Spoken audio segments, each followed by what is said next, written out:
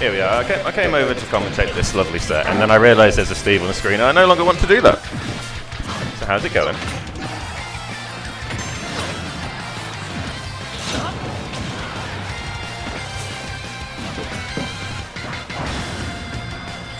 So this is Cloud picking out another nice character pick for Sneakman now, and Cloud does kind of just wreck on Steve. So I don't know what Red's finding. It is a best of 5. He can kind of do what he wants, but.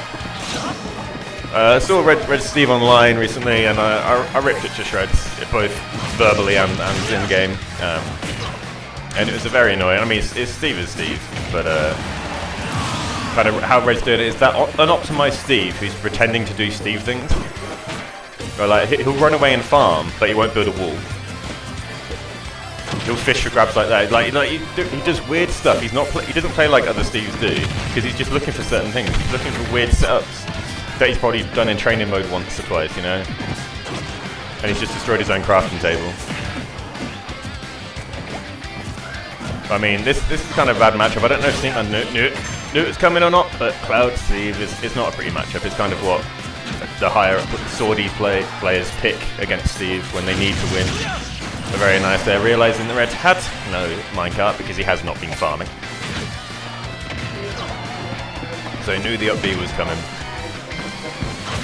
Easy cross slash. But you see, once again, Red's time is a bit off trying to get the aerial off the anvil and failing. But at least he didn't SD that up B. That's a nice up and down drift. See that? Red trying to get the turnaround, which you never see Steves do.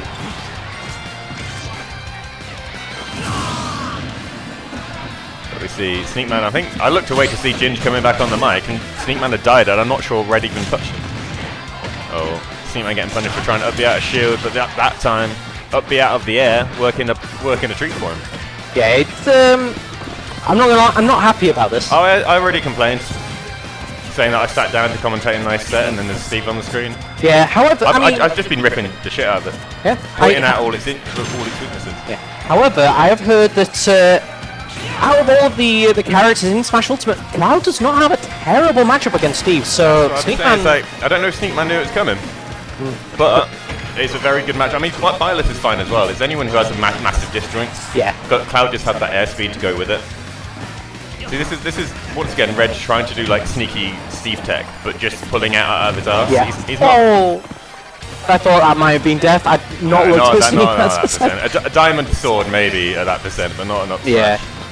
For some reason, I think Red just hasn't been mining, and it's not like Sneakman's been like in his face trying to keep him at bay. It's just Red literally doesn't run away, build a wall and mine.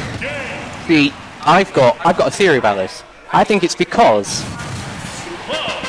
Red knows that we don't like him playing Steve, because Steve is usually a campy and also quite weird character.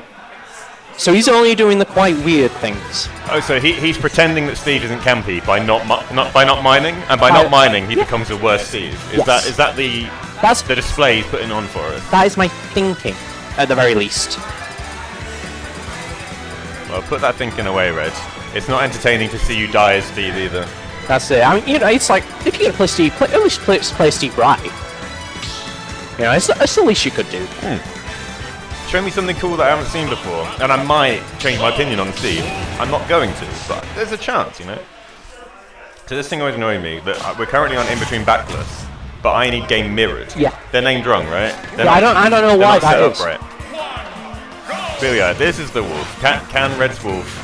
Pretty much, like, I'm sure he plays wolf more than PT at the minute. Like, he has definitely this weekly at the very least. Yeah. I know it's like very much of like he picked it up for Pyro Mithra. He likes playing against Rob. Yeah. I don't know who he plays against Honey. I've mostly seen PT, but you know, at this point in time, we see the wolf, and it's been working out. I think there was something there that he just needs to stay away from that up B. Oh, there we go. Sneakman firing it out. It's one of those things. Sneakman played Cloud back in Smash 4. I mean, Sneakman's played most characters with a sword at this point, so that's a super comment. But his Cloud has always been solid because, like, swordies with airspeed are kind of. I think that's where Sneakman's strengths lie.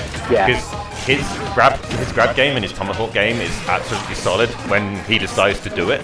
Yeah. And a swordy with fast airspeed just allows him to do it because to put so much pressure on your shield, it forces you into shield, and he just grabs you, and you're like, oh, well, now I've got no defensive left. Yeah. But we are seeing we're seeing Red take a little bit of a step forward in this game too. We are almost seeing. Catch you later. Hi, Howler. We are seeing the limit on deck now for Sneakman, using it straight away for the up B. I mean, to be fair, it was an up B out of shield. Like you go like, oh yeah, he hit my shield, I can do up B out of shield. But it's Wolf, he doesn't have. Yeah. Oh my god, he went up. Yeah, beautiful catch with the down air there. Oh, Red actually got the rig. He did roll. He just did it the wrong way or chose the wrong option. Just like he had the Sneakman will roll, but I don't think he's going to roll twice. You know? Yeah, I think that was a very much a Isle of Man kind of a thing. Because Red said, Red said multiple, like a lot that should like Isle of Man people just roll behind you. Yeah. So he just, oh, I'm going to F smash this way. I like they call it an Isle of Man thing, and then quickly Calvin and Red realised that I do it all the time as well, and they're like, oh, okay. It's a funny option. Yeah. But we see the Sneakman bringing it back in this game. Both kind of just covering the basic options. Red just throwing out smashes and back airs, looking for this kill as soon as possible. But actually getting the right option there, covering the roll again. Yeah. And killing with that roll smash. Oh, Sneakman's closed this gap again. He's sort of, you know, death percent to maybe forward smash at ledge, definitely to limit cross slash. Nice defensive option right there at mixing up the wolf recovery timing, because Cloud does have a big down air, which is, you know, it's painful for a wolf, but Red option to get out of there, but he put himself straight back. Yes, watch out for this limit now. Yeah, we see limit on deck. I'm not entirely sure. I was going to say, I'm not entirely sure we're going to see Sneakman actually use it, or just use like the momentum. Sneakman's always going to push the button, no matter what. I think Sneakman's the kind of Cloud player, he's not going to let it run out. But we saw Red trying to use his airspeed, trying to keep away from it as long as possible, but it didn't matter. He kind of got his foot stuck on that platform, and Sneakman pulled the trigger. Yeah. Well, we see the up B ledge. Well, this is going to force the limit. Oh, if Sneakman landed on the stage, though, that was it. Yeah. We're still trapped at this ledge once again using. Oh, is that dead? Forward till last step. Now it is. If Red. I thought Red had Steve there. He was so low down. Yeah, Red just going off with that. Just a nice soft neutral air. I think it would have been a kind of a close call to see if Sneakman made it back there, but just negating that risk completely and being like, no, I'm just going to nair you. It's guaranteed nair. Like, you have to drift in. Yeah, I mean, get closer. And it's like, you're 99% sure. Why Red at 2-1? How did this happen? Now, you know, like, you might have a 99% chance, but if you're not going to lose anything for making sure that 1% is covered. I mean, he could have just ran off stage, fast forward and died, but, you know, I think he's played Wolf enough to not do that in most of the time now. Yeah. I mean, his Wolf has definitely improved over the weeks. I mean, if you play a character this much in bracket as well, like, your Wolf is just going to get better and better. Yeah. But Red starting things off with a... Is that another... Can you get it? Yeah. That like, F tilt. I do just want to say, like, to begin that little, like, combination, like, towards Sneakman's F, literally just watched Sneakman do an empty hop, and grabbed him for it, killed him. I was saying, like, Sneakman's M-Tops are so good. If he's put enough pressure on, Yeah. but Red loves pushing buttons. It's like you could like playing that way against Red is always a risk. I mean, he's still got limit, but he has to hit a quick. Oh, Beautiful landing by Sneakman there. I think in that situation, Red should have recognized that limit was on deck and opted not to do that. Yeah. And covered the high, but I mean, it's still fine. He's a stock up. Yeah. Ooh. Very surprised Red was just holding shield at that point. As you said, he really likes pressing buttons. But, I mean, he's still very much ahead right now. Oh my god, he had so much time to shield because Red did it the wrong way. It's like tricked him. It's just like, oh yeah, I can push a button. Yeah, there's the second batter down to Smash coming out. Red fully in command of this game right now. Yeah, very much so. Ooh, the back air space. Sneakman. Oh, going for the down air, but not getting it, killing him anyway. I thought, to be fair, I didn't see the down. I thought he was going for the footstool. But we're seeing that, like, we see Red's played Wolf in like again and again and again over the weeks. And basically, his recoveries have got better and better and better. And we've seen him mixing up air dodges, up Bs, side Bs, jump, like saving his jump and all that.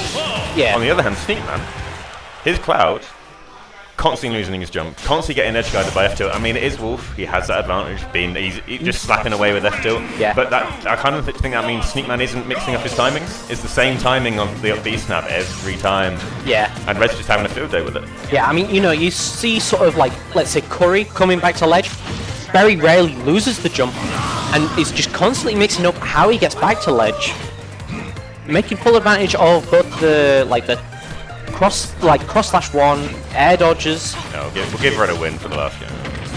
But I mean, that was a hell of a mess of a first game. Yeah, where it was.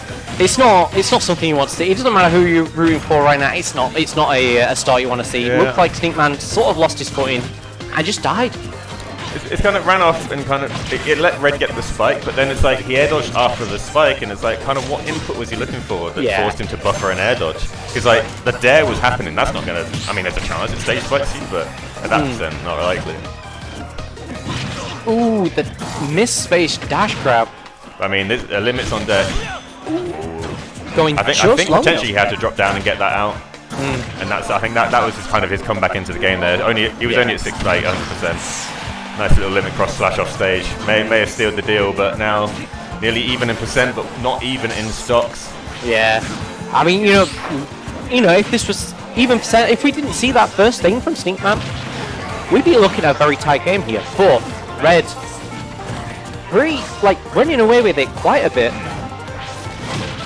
Yeah, swat him away. I hate that option. I hate when he does a tech chasing, I'll allow it. Yeah. But just doing it in neutral, I'm like, nah, slap him away, Sneakman. Talking about, but slapping away, Red slaps away, Sneakman's second stock. Yeah, and as you saw in the player cap, Sneakman bowing his head, just not happy with how this game is going. Sneakman is a very momentum-based player. Yeah. So like already down on momentum after game 3, and then coming into game 4 and just instantly SDing. Yeah. It's like that's kind of Sneakman in trouble right there. That's you see his gameplay become a lot more aggressive, a lot less calculated. And it kind of bites him because like that's what it goes down. I don't know if that was just like my dodge. I don't, because I think the blaster may have took his jump. I'd say like across the entire set, Sneakman just wasn't keeping his jump